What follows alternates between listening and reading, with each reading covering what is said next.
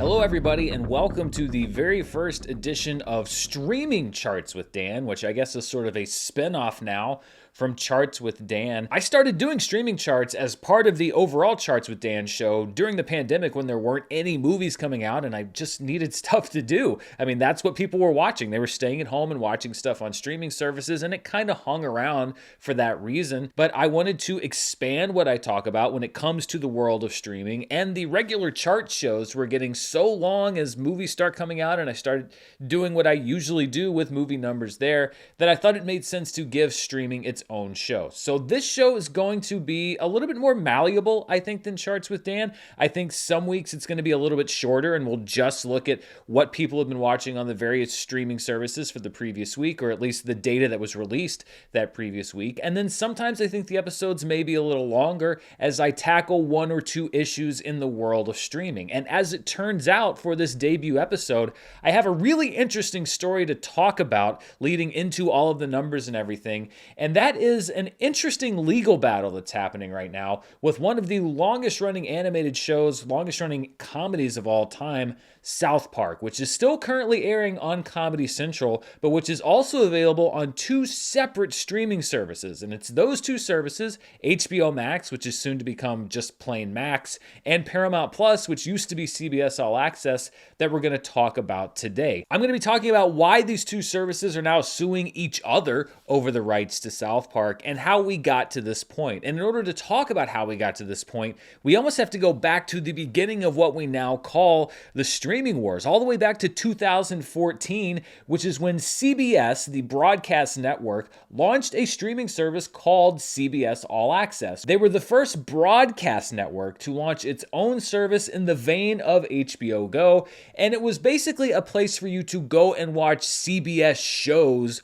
online. So you didn't have to stream them through Hulu. CBS said, no, we're going to stream all of our own shows and some library content on our own dedicated service. They were actually kind of ahead of the curve back in 2014 when they launched this. Most other places were still licensing all of their stuff out to other services. In 2015, CBS All Access began to roll out original programming, announcing that a new Star Trek series would be exclusive to the streaming platform after debuting on broadcast CBS networks, and Star Trek Discovery was announced at Comic-Con in 2016 and debuted in 2017. And by 2019, CBS All Access was doing all right as far as the Phase 1 streaming wars numbers, where you had the giant Netflix and a bunch of nobodies. They had about 4 million subscribers, but things were already changing quickly in the streaming world. In October of 2018, then Warner Media announced that they were starting their own streaming service, which would eventually launch in 2020 as HBO Max.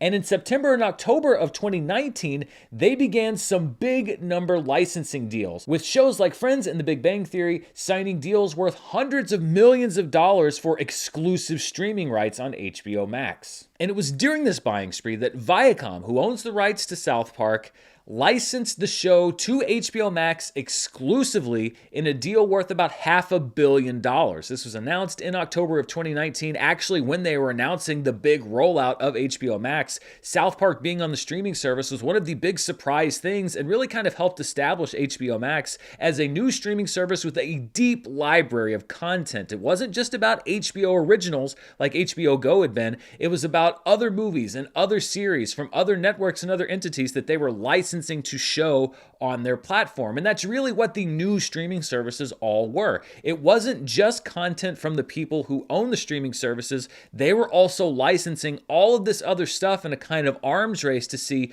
who had the most desirable properties. The South Park deal included an exclusive right for HBO Max to stream all of the new episodes of South Park on their platform one day after they premiered on Comedy Central for the next 3 seasons, as well as exclusive rights to the South Park library. And if you're Viacom and South Park Studios, it's a pretty good deal. You got $500 million in your pocket, but shortly before this sale, changes were afoot because Viacom and CBS announced that they would merge later that year, which they did, forming a new company called, well, Viacom CBS. The plain truth is that despite being one of the first direct-to-consumer streaming services out there, CBS All Access was now seen as lagging behind competitors like Disney+, HBO Max, Netflix, all of these different places that were about movies and TV shows, both owned and licensed. They really wanted an upgrade, so they began to think about how they could broaden their appeal, and in 2020, they announced that they were rebranding CBS All Access to Paramount Plus, which would show to the consumer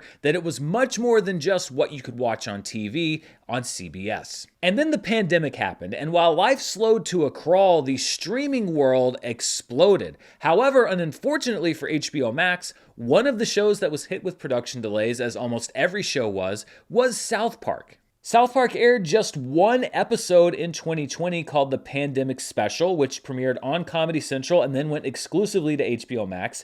It also aired just one broadcast episode in 2021 in March, something called the South Park Vaccination Special, which meant that a year and a half after signing an exclusive $500 million deal to stream new episodes on their platform, HBO Max had all of 2 new South Park episodes to show for it. And listen, if there were no other South Park things afoot, then I guess you could probably understand. I mean, it is the pandemic, there are production delays, but that wasn't the only South Park project that was going on. In August of 2021, Trey Parker and Matt Stone announced a massive $900+ million deal to produce 14 South Park movies exclusively for Paramount Plus, in addition to another multi-season series renewal. And because these were branded as South Park movies and not South Park episodes, they would not air on Comedy Central, which means that these new South Park movies were not covered under the terms of the deal they had with HBO Max. Remember, Max's contract said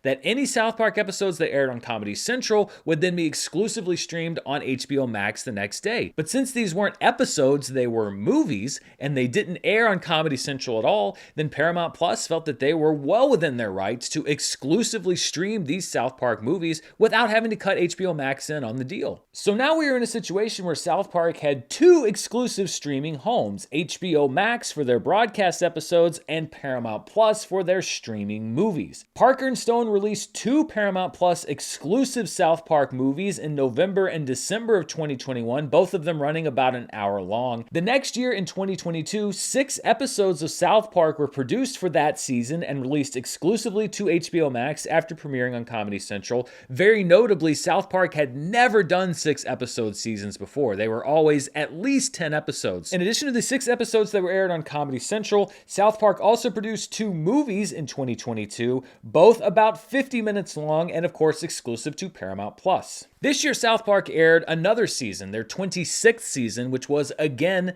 6 episodes long, and brought to an end their deal to exclusively air new episodes on HBO Max after they aired on Comedy Central. So the 3-season deal that HBO Max signed for new South Park episodes was a 2-episode pandemic season and then 2 6-episode seasons. And as you can imagine, HBO Max wasn't exactly happy with the fact that they were getting the short end of the stick as far as the episode count, especially because they did not have unlimited time to recoup their investment.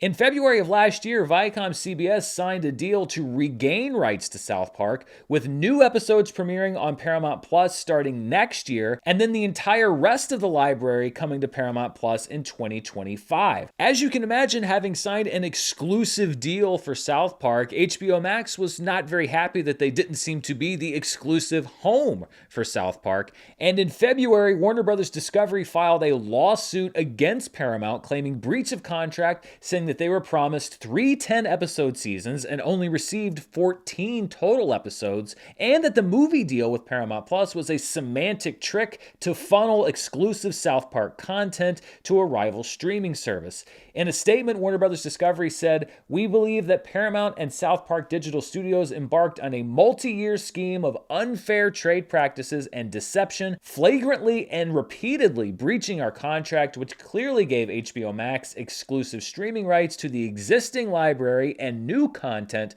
from the popular animated comedy South Park. But the plot thickened this week because Paramount has now filed a countersuit to Warner Bros. Discovery, basically saying, first of all, too bad, so sad to all of their grievances, and also saying that it's HBO Max who owes them money in unpaid licensing fees for episodes that HBO Max claims are undelivered under the original agreement. In their filing, Paramount said, quote, despite receiving all of the content required under the term sheet, meaning the original deal, Warner Media apparently began to regret the actual terms of the deal it made. Indeed, unlike other streaming platforms involved in the bidding for the rights to the South Park television episodes in 2019, Warner Media did not seek to include a required minimum number of episodes for seasons 24 to 26. Likewise, Warner Media never sought and certainly did not obtain the right to license any made-for-streaming movies in the term sheet, and for good reason. South Park Studios would not have agreed to license any made-for-streaming movie rights on the same terms as, and certainly not for the price of, an episode of the television series. So basically what Paramount's saying is that HBO Max was never promised 30 episodes, even though every other season of South Park in recent memory had been a 10-episode season. They could have delivered 3 one-episode seasons and met the terms of the deal. And they also said that it's not their fault that HBO Max didn't ask about exclusive streaming rights to South Park movies, which, by the way, had never been made for streaming, only theatrically, and that if they had asked about those rights, well, Paramount would never have agreed to sell them for the price that HBO Max was offering. In regard to the unpaid funds, Paramount said, quote, Warner Media's wholesale refusal to pay for any of the South Park content it admits it has received and is continuing to exploit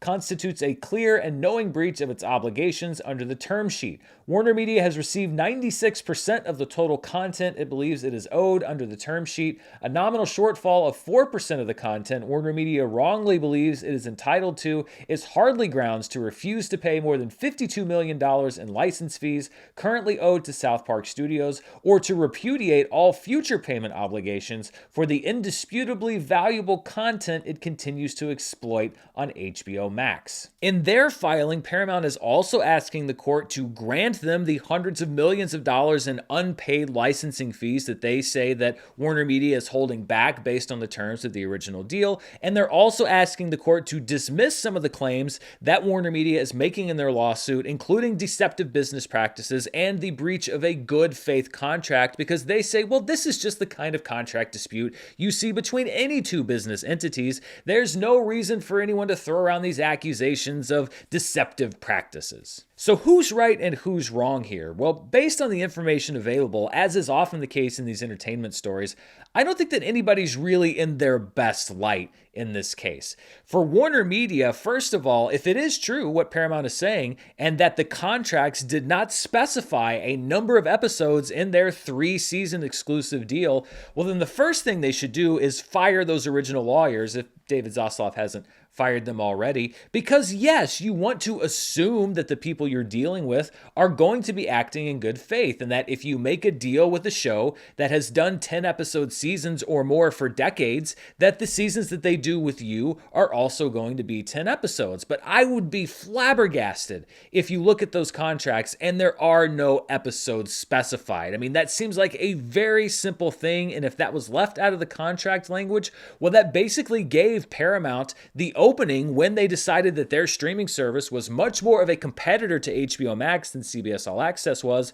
to carve out their own little bit with these original streaming movies and to cut down on their losses by cutting the episode count that goes to their competitor. It's dirty business, but it's also business. But even if it does make good competitive business sense, I also think that Paramount and South Park Studios come off pretty poorly here, because I think it would be a huge coincidence if, following the pandemic, you spontaneously decide, even after all the production delays are over, to produce your 2 shortest seasons ever while you just happen to be under this exclusive deal with a now competitor, and at the same time decide to start producing, for the first time ever, streaming exclusive movies that miraculously nobody thought to include in this contract because it's something that you've never done before. I mean, it seems pretty obvious to me what happened here, which is that Warner Media back then made a pretty bad contractual decision by assuming that South Park would continue to make the number of episodes that they've traditionally made, and that South Park Studios, and probably even more so Paramount,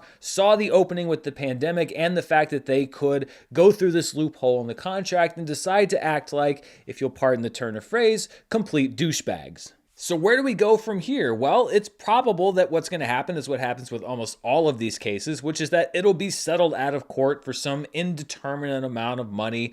HBO Max / Warner Discovery will probably pay less than what they contractually owe to Paramount, and Paramount will get the rights back to South Park as they already are under the current contractual terms. If this does go to court and that loophole does exist in the contract, then Warner Discovery may have to pay the entirety of the licensing fees under their original deal, and they may not want to take that risk. They may just take the hit and walk away knowing that they should do a better job next time. Of course, there is also the possibility that some kind of a recording will pop up of Trey Parker, Matt Stone, and the Viacom executives sitting atop Mount Paramount smoking cigars, laughing about how they're going to defraud HBO Max out of hundreds of millions of dollars, which could swing a court case the other way, but I don't really think that's going to happen. I find these business stories interesting because this is symptomatic of what's going on with all of these streaming services right now, which is that this was an old style type business deal that was almost like a handshake agreement between two rivals, but not really, and then somebody shivved someone else in the back. That's just how it seems to work now with these streaming services,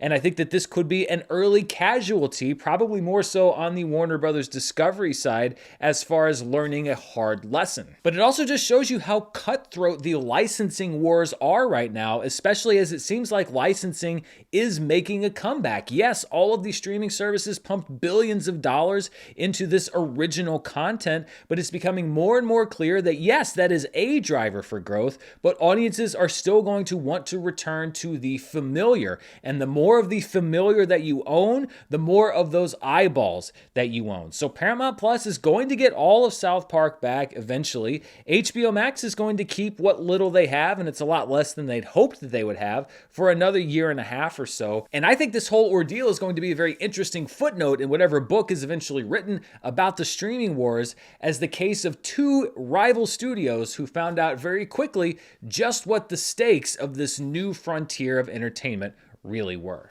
So that is the story of South Park. Let's now get to the actual charts here on Streaming Charts with Dan. And I promise you, there will be more charts usually on the show, but I also think I'm going to use this to highlight some news stories like this that pertain directly to streaming. And we'll look first at what people are watching over on the iTunes store. This is as of yesterday when I was filming the show. And Ant-Man and the Wasp: Quantumania available only for purchase, but right now, the #1 movie on iTunes before it winds its way through its various different streaming services. Similarly, Avatar: The Way of Water, #2 on the iTunes charts, available for purchase only. At #3 is Plane, which had its theatrical run already this year. 65 is at #4, available for purchase and premium video on demand. Those are those high-price rentals. Creed 3 is at #5, available for purchase and premium video on demand. Then we have Shazam! Fury of the Gods available for purchase and premium video on demand. It may have already made more here on iTunes than it did in the theaters. It wouldn't be that hard. At #7 is A Man Called Otto. At #8,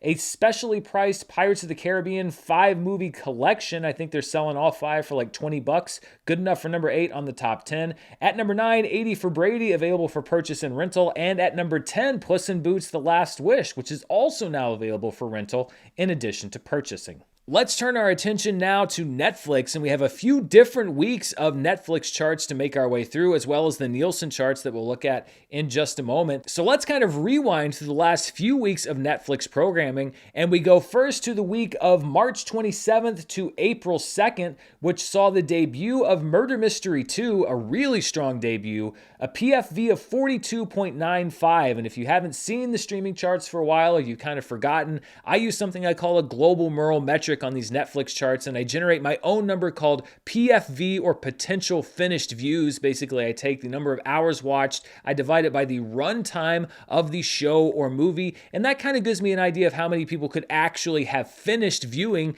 the entire series or movie or whatever from beginning to end. It's a rough number, but I think it works pretty well to put things in context. So a PFV of 42.95 means 42.95 million Netflix users worldwide could have finished watching Murder Mystery 2. At number 2 is The Night Agent Season 1, which is an extraordinarily popular series now on Netflix. A PFV of 26.62. The original Murder Mystery getting some of that love from the sequel coming out. It debuts there at number 3 with a PFV of 14.7. Chornikal Kebaga, which is a collaboration between Netflix and India, is at number 4 with a PFV of 9.45. Kill Bok Soon, which is a South Korean film about a single mother who's also a deadly assassin, is at number 5 with a PFV of 8.49. Who Were We Running From, which is a series out of Turkey, is at number 6 with a PFV of 7.56, followed by Love is Blind Season 4 at number 7, not live, but at number 7 with a PFV of 6.62.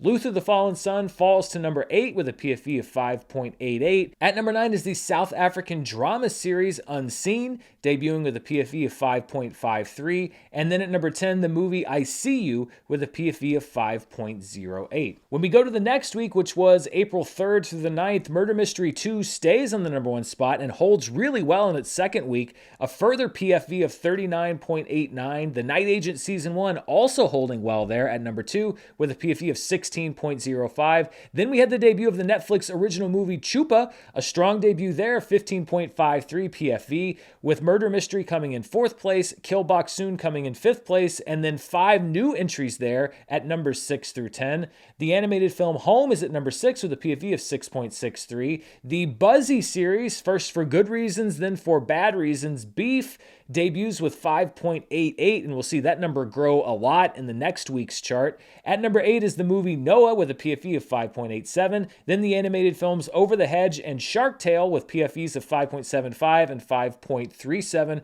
One of the rare weeks where we have multiple films in the top 10 that are not Netflix originals. And then when we look at the week of April 10th through the 16th, at number 1 is the movie Hunger, which comes to us out of Thailand. Sort of looks like it's in the vein of The Menu with a PFV of 20.18. Then at number 2, the Netflix movie The Last Kingdom, Seven Kings Must Die, which wraps up the streaming series The Last Kingdom with a PFV of 19.19. Chupa stays there at number 3 with a PFV of 16.74, followed by Obsession, which is a limited run series starring Richard Armitage with a PFV of 15.85.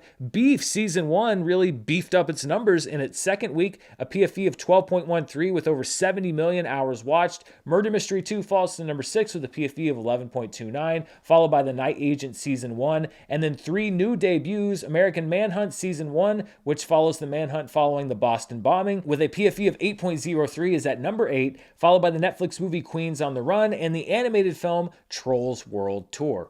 Overall, when we look at the most watched 2023 Netflix programs, we see that in just the 3 weeks since we did these charts, Murder Mystery 2 is now the most watched program on Netflix when you look at it by PFV, with a PFV of 94.13. We're getting close to all-time territory. I'm going to be tracking that over these next few weeks. Luther the Fallen Son is at number 2. You People drops to number 3. Then we have The Night Agent Season 1, a PFV of 74.49. That is strong for a series and not a movie. Your Place or Mine drops to number 5. Jenny and Georgia Season 2 drops to number 6. Wednesday Season 1, again, this is not including all of the huge numbers it did last year in 2022. This is just people that have watched it in 2023. It's still the 7th most watched series on Netflix this year. We Have a Ghost drops to number 8. You Season 4 drops to number 9. The Pale Blue Eye drops to number 10. And then Glass Onion and Outer Banks Season 3 drop out of the 2023 top 10. The other big charts that we track here are the ones that are released by Nielsen. Now, Nielsen releases their data about a month after these things actually air because they're compiling data from all different streaming services. Now, it's not worldwide, it's just here in the US, but it's the closest look that we have as far as a hard numbers perspective to how all of these different services are stacking up against each other. And because this is now its own show, I've also expanded the information I'm presenting on Nielsen, so I'm not just going to give you week-to-week numbers, I also have have yearly Nielsen numbers, which I've never done before, and I have all-time Nielsen numbers, which I've never done before, and we're going to look at today. And all of these things I'm going to get even deeper into as we keep doing Charts with Dan or streaming Charts with Dan, so that I can provide analysis, hopefully as deep as I can, with the actual box office. So let's look first of all at the 10 most watched streaming shows. Now this is from March 6th through the 12th. Much like Netflix, we have a few weeks to get through, but this is about 6 weeks ago, and we see that You was the most watched streaming show in the US for that week with 22.5 million hours watched, followed by Outer Banks at number 2. MH370, The Plane That Disappeared, debuted at number 3 on the Nielsen charts that week with 19.4 million hours watched, followed by HBO Max's The Last of Us, remembering that that is just the people watching on the streaming service HBO Max. This does not include people that watched at home on cable. The Mandalorian on Disney Plus was making its return for its new season, and it put in 14.8 million hours watched the week of March 6th through the 12th, followed by NCIS on Netflix and Paramount Plus. South Park on HBO Max, we just talked about this. It's drawing in huge numbers for HBO Max in the last original season that it's ever going to air on HBO Max. Chris Rock's special Selective Outrage is at number 8 with 13.3 million hours watched, followed by CoComelon at number 9 and Bluey at number 10. Then if we go to the week of March 13th through the 19th, You stays at number 1. Netflix's Shadow and Bone makes its debut at number 2, followed by The Mandalorian at number 3, growing its numbers from the previous week with 18.5 million hours watched. NCIS on Netflix and Paramount Plus is at number 4 with 13.7 million hours watched. The Last of Us wrapped up its first season on the charts with a number 5 finish and 13.6 million hours watched, followed by Bluey on Disney Plus. This show has really been coming on strong. 12.4 million hours watched that week. South Park on HBO Max, again making the top 10 with 12.35 million hours watched. Outer Banks on Netflix at number 8, CoComelon on Netflix at number 9, and Outlast on Netflix taking that number 10 spot at 11.5 million hours watched. And then the most recent chart released by Nielsen, March 20th through the 26th. This was the debut week of The Night Agent. I mentioned that it was a very popular show. In the US alone, it generated 43.4 million hours watched, easily the number 1 show on the chart. Shadow and Bone at number 2, South Park at number 3. This is why HBO Max is fighting so hard. This was the viewership that they wanted from South Park, and they're not getting as much of it as they thought they would. NCIS is at number 4. The Mandalorian stays in the top 5 with 13.25 million hours watched. CoComelon's at number 6. Bluey there at number 7. Waco American Apocalypse on Netflix is at number 8. Love is Blind on Netflix coming in there at number 9. And then Grey's Anatomy, which is often on this chart, comes in at number 10 with 10.1 million hours watched. So here are some of the new numbers with Nielsen, and first we're going to look at the most watched streaming series this year. So for calendar year 2023, Ginny and Georgia right now by pure hours watched is the most watched streaming service in the US according to the numbers that are reported by Nielsen. 174.1 million hours watched. Again, this is through March 26th, so we probably have some other shows that are going to contest this. CoComelon at number 2 with 157.9 million hours watched. Then NCIS, people love that show. The third most watched streaming series of the year so far. The Last of Us landing at number 4. The Walking Dead on Netflix landing at number 5. Then You on Netflix at number 6. Outer Banks on Netflix at number 7. Bluey on Disney Plus at number 8. Grey's Anatomy at number 9. And New Amsterdam, streaming on various services, is at number 10. And then this is a big chart. This is the most watched streaming series according to all of the numbers that Nielsen has reported weekly. And this is kind of important because these numbers are a little spotty. Nielsen didn't start reporting streaming numbers really until 2020. And only then it was some weeks they do it, some weeks they wouldn't. A lot of times they didn't have all the streaming services. They've kind of come on piecemeal. They have also reported some annual numbers before for 2020 and 2021 that I did not include because it just wasn't all-inclusive of every different streaming service and show, etc. It kind of skewed the numbers a little bit. So what you're about to see is really what's available for the last few years, but I will acknowledge that it's not complete data. We're going to build it over time and it'll be a little bit more complete. So I'm naming these the most watched streaming series in the US from 2020 to present with the acknowledgement that this isn't perfect data. It's just the best data that we have. And the most watched streaming series, according to Nielsen's weekly reported numbers from 2020 to right now, is NCIS with over 1.4 billion hours watched here in the United States, followed very closely by Grey's Anatomy with 1.39 billion hours watched, and then Cocomelon, no shocker there, 1.359 billion hours watched. Criminal Minds, available on various platforms, is at number 4, the only other show with over a billion hours watched. Then we have Ozark on Netflix, which might surprise people, but it's had multiple seasons that have been covered in this 2020 to 2023 window, so that puts it at 780.1 million hours watched. Just behind that is Stranger Things, keeping in mind this is not all time for Stranger Things. This is basically just its most recent season, 779.9 million. That also covers viewership from people going back and watching previous seasons of Stranger Things. Supernatural on Netflix is at number 7. Cobra Kai on Netflix, a very popular show, at number 8. The Crown on Netflix at number 9, and Heartland at number 10. And I know you might be saying, like, well, where's shows like Wednesday, etc.? Wednesday actually is almost on this top 10, but keep in mind that a lot of these shows, first of all, shows like NCIS, Grey's Anatomy, Cocomelon, this is people watching multiple seasons, all of which are simultaneously available online. So for a show like Wednesday to almost break onto this chart with just one season and having been out for less than a year is pretty impressive. But you're not going to see Squid Game here or Wednesday just yet. As they build up more viewership over time, they're going to start going up the chart. As Stranger Things puts out its final season, it's going to start moving up the chart. But it's hard to beat these legacy shows because there's so much of it for people to watch that those hours just get racked up. Let's catch up now with the most watched streaming movies in the US, and we'll start with the week of March 6th through the 12th, 2023. That was the debut of Luther the Fallen Son, which was easily number 1 with 14.9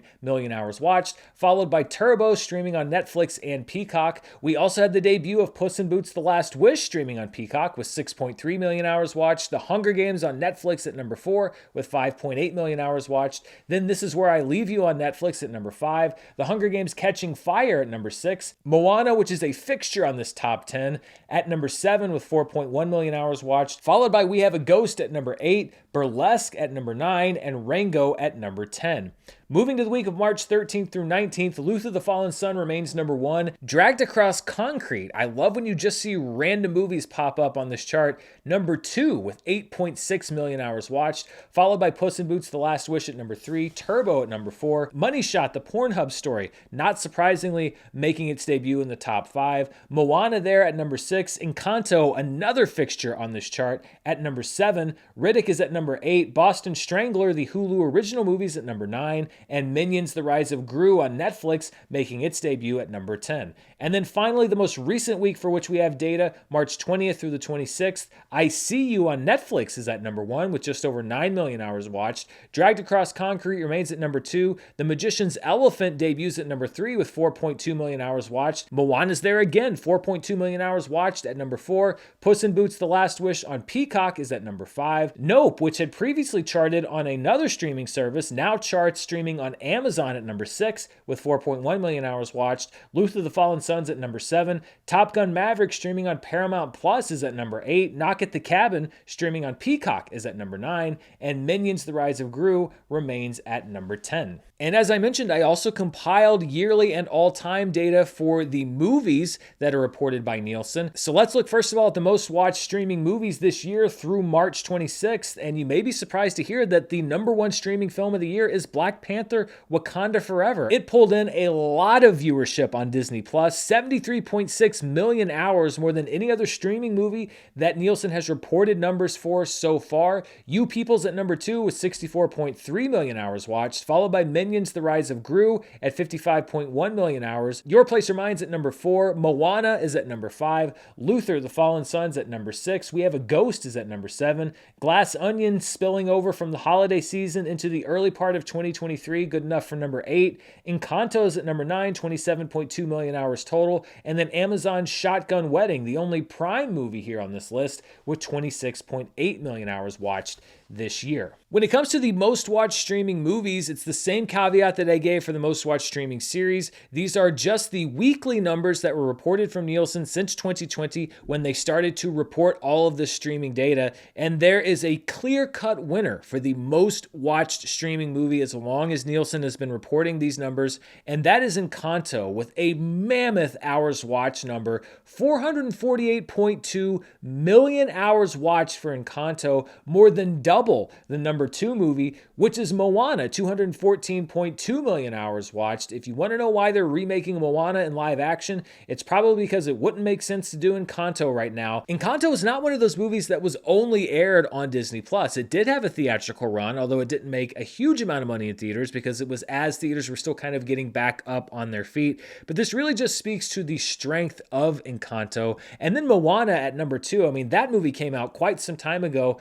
To be at number 2 by that measure, it just goes to show you how popular that film is. At number 3 is Luca, which was a Disney Plus exclusive with 168.1 million, as well as Turning Red, another Disney Plus exclusive with 141.3 million. Sing 2 is at number 5 on its various streaming platforms, followed by Glass Onion on Netflix, Raya and the Last Dragon, another sort of hybrid film from back when theaters were getting back on their feet, with 110.9 million hours watched. Red Notice on Netflix is at number 8. It was a bigger hit globally than it was here in the US, 92.8 million hours watched. At number 9, a Disney Plus original, Hocus Pocus 2. That's right, it was that popular. It's the 9th most popular streaming movie according to Nielsen's numbers, 90.7 million. And then surprisingly, even for me, Home Alone, 82 million hours watched, the 10th most popular streaming film. I guess because it's been through a couple of different Christmas cycles and a lot of people watch that movie. But when you look at this, the all-time most watched streaming movies, Disney Plus has 1, 2, 3, 4, 5, 6, 7 of the top 10. And that just goes to show you the pull that Disney Plus has. Their original movies and shows do well. Their library movies and shows do well. It's the kind of balance that I think a lot of other streaming services are looking for. And that pretty much does it for the first edition of Streaming Charts with Dan. Like I said, this was kind of an unusual episode, but we're going to kind of find the flow of this show together. Let me know what you liked. Let me know what you didn't like. Let me know what you would like to see here on the show. And before we go, I want to talk about some of the things that you either can see right now on streaming or that are premiering soon on streaming. Earlier this week was the premiere of Mighty Morphin Power Rangers Once and Always on Netflix, bringing together a few different generations of Power Rangers. Also this week, Beavis and Butthead Season 2 began streaming on Paramount+, as well as Mrs. Davis Season 1 on Peacock. And if I may give a quick shout out to Picard Season 3, which also finished up this past week, which I thought was an exceptional series of television, and it made this Star Trek fan's heart very happy. I really loved this season, which is astonishing kind of given how much I didn't love the last 2 seasons. So if you are a Star Trek fan who turned your back on Star Trek Picard, go watch Picard Season 3. Is one of my favorite Star Trek things literally ever. Streaming today on Netflix is the Whitney Houston biopic I Want to Dance with Somebody, part of Sony's licensing deal and the fact that it doesn't have its own streaming service. John Mulaney, Baby J, a new comedy special, streams on Netflix this Tuesday. Love and Death, Season 1, starring Elizabeth Olsen, premieres on HBO Max this Thursday, as does Sweet Tooth, Season 2 on Netflix. Also on Thursday, the Richard Batten, Priyanka Chopra Jonas series Citadel premieres on Prime Video. Then on Friday, April 28th, Peter Pan and Wendy debuts on Disney+. That's an original film exclusive there. And next Saturday, 1 week from today, is the debut of the acclaimed documentary about David Bowie, Moon Age Daydream, on HBO Max. Thank you so much for watching. I'm not sure what day we're going to come back with the next edition, but I look forward to seeing you then and bringing you even more streaming charts and more information. Stay safe. Thanks for spending part of your day with me, and I'll see you next time. Bye.